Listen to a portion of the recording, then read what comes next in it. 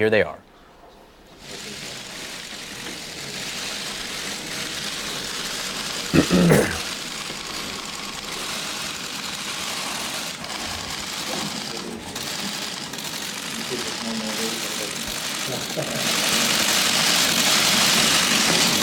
Mr. President, what do you hope to achieve in your talks with the chairman? I think they'll be very successful. Great relationship. I think they're going to be very successful. We look forward to it. We go for it. Have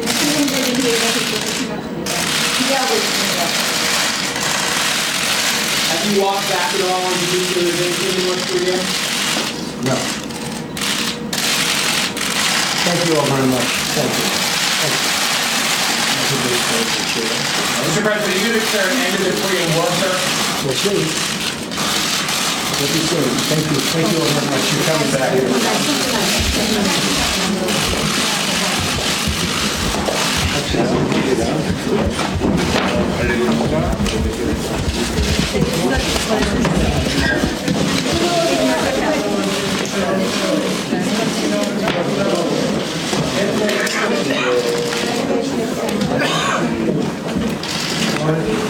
Here we go.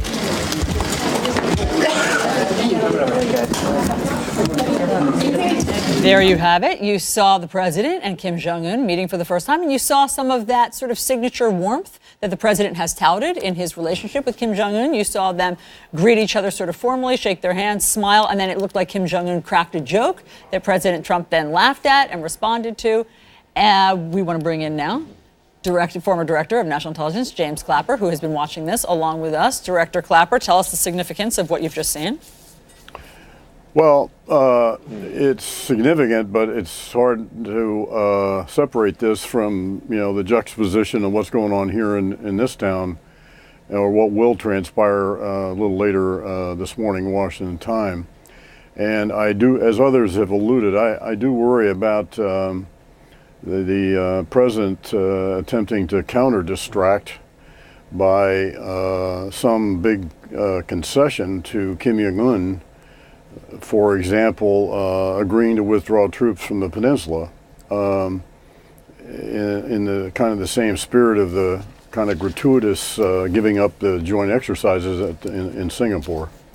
It was striking to me. Jim Sciutto was also part of this conversation. Obviously, Jim, you were in Singapore as well when the president met with Kim Jong Un. It's striking to see the president of the United States with the North Korean dictator not just shaking hands, but patting him on the back, exchanging smiles there in a way at this moment.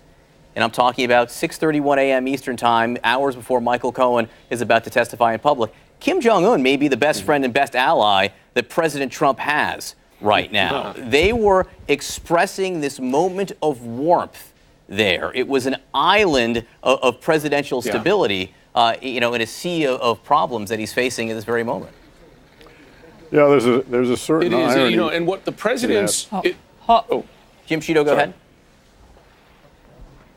I'll always defer to Director Clapper, but the only point I was going to make was that the president's advisors have made the point repeatedly in the days leading up to this that Mr. Trump, President Trump, is the first to try this strategy with North Korea of building a personal relationship with the North Korean leader and coupling that with punishing economic sanctions. And that's true. They're now meeting face-to-face for the second time. The sanctions regime, although U.S. sanctions on North Korea, international sanctions, not new, certainly. They go back to previous administrations. Jim, hold on. We just want to tell our viewers that these are new live pictures. This is happening at this moment. This is their first sit-down. They seem to be taking questions.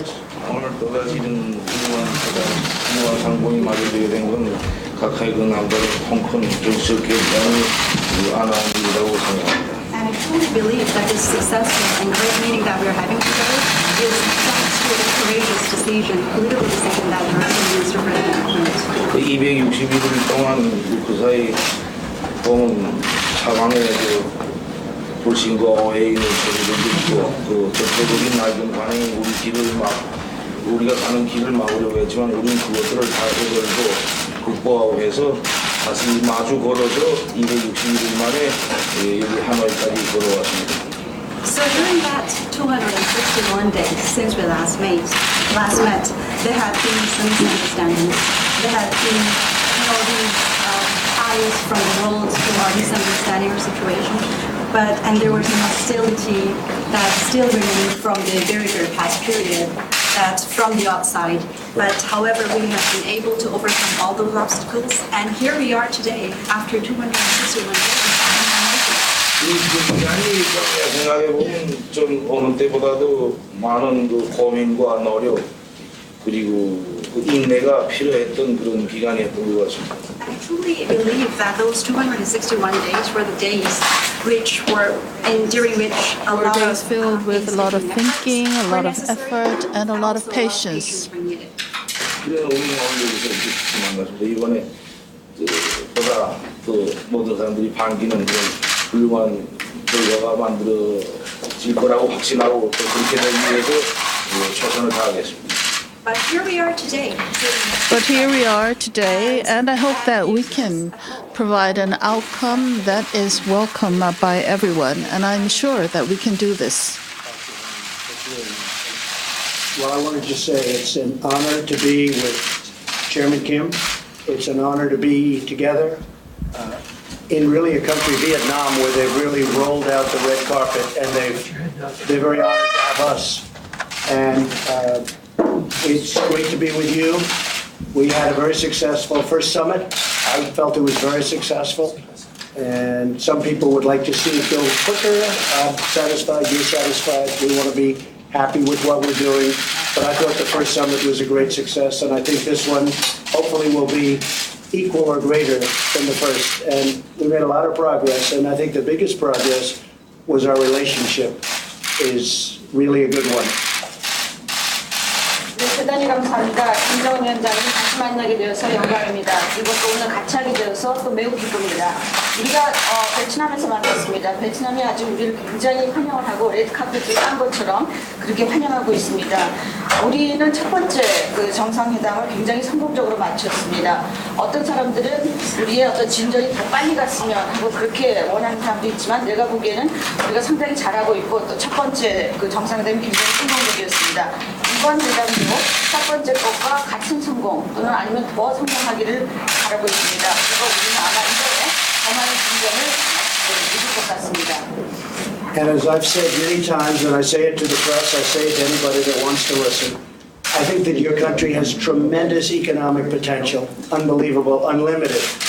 And I think that you will have a tremendous future with your country, a great leader. And I look forward to watching it happen and helping it to happen. And we will help it to happen. 우리 여러 번 제가 얘기를 했고 또 언론들한테도 제가 여러 번 했습니다만은 저는 조선이 엄청난 경제적인 잠재력을 가지고 있다라고 그렇게 생각합니다. 그리고 앞으로 큰 성공을 이룰 거로 생각합니다. 위대한 지도자 밑에서 아주 잘할 거로 생각합니다. 그리고 앞으로 그러한 성공을 저는 계속 보게 되기를 기대하고 있습니다.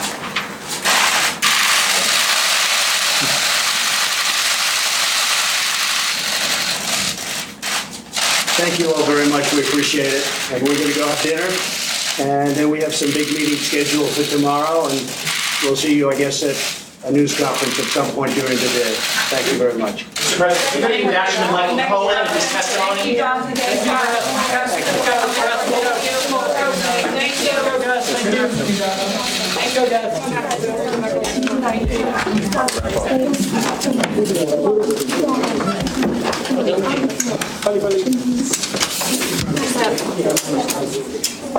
All right, President Trump with the North Korean dictator Kim Jong Un. We did hear from both leaders. Kim says, here we are. He says, I hope we can provide an outcome that is welcome by everyone. And President Trump said, I think we will have a successful meeting. He says that perhaps some of the progress has been a little slower than some wanted, but he says the biggest progress is our relationship. And by that, he means his personal relationship with Kim Jong Un, of whom he said, I think he will be a great leader and have great success for. I'm also struck, as you know, I like body language. I'm also struck by the optics of this, how deferential President Trump looks towards Kim Jong Un. He pivots his chair towards him. He smiles. He nods while he's talking, much like I do to you.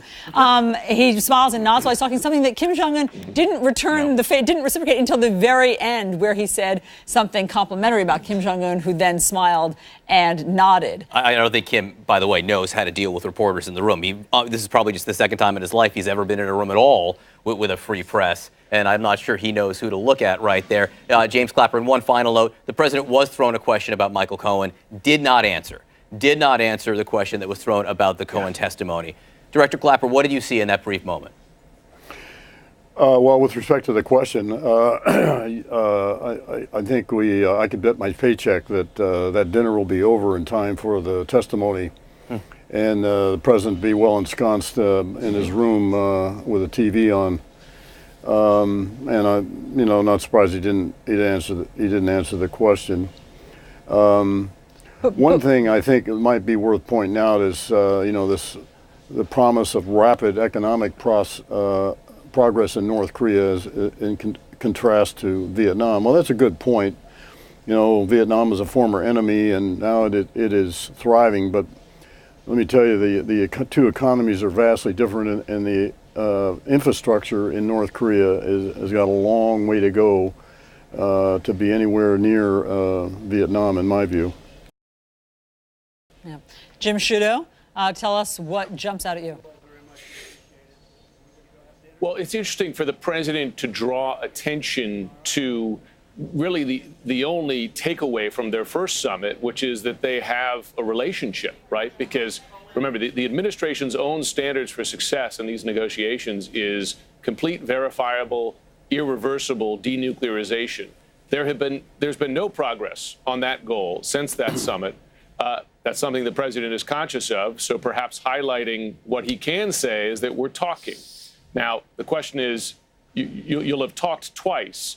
What will the president take away from this meeting that gets closer to that goal of complete, verifiable, irreversible denuclearization? That is a major question here.